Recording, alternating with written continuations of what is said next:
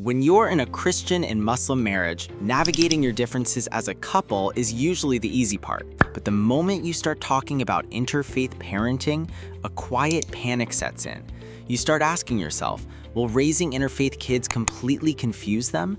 How are we going to handle church and the mosque? Look, if you're searching for practical interfaith family advice that doesn't involve constant theological debates or family drama, you are in the right place.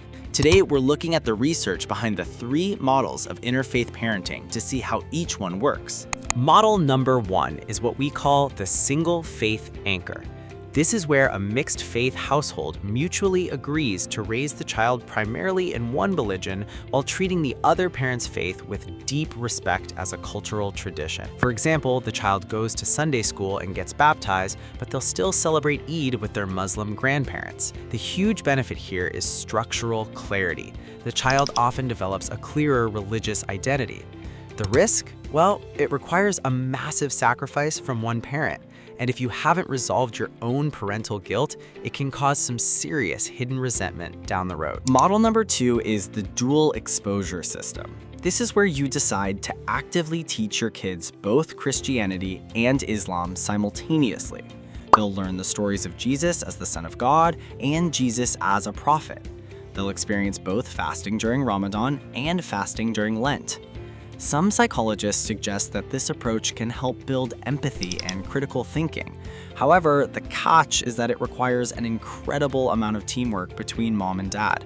If you two aren't on the exact same page, your child's going to sense that tension, and that's what can cause confusion. It's not the religions themselves. Finally, model number 3 is the neutral waiting room. This is where parents decide to step back from formal religious schooling entirely. You teach them universal morals like kindness, honesty, and charity, and tell them when you grow up, you can choose your own path. Now, while this sounds peaceful on paper, some research suggests it can be the hardest path for some families. Children naturally crave community, belonging, and leaving them in a spiritual vacuum can sometimes make them feel isolated from both sides of their extended family. So, which one actually works?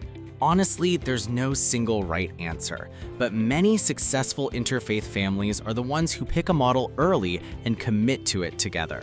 If you're navigating a Christian-Muslim relationship, which of these 3 models sounds like your home?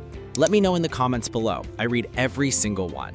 Don't forget to hit subscribe for more visual breakdowns on interfaith family psychology, and I'll see you in the next video.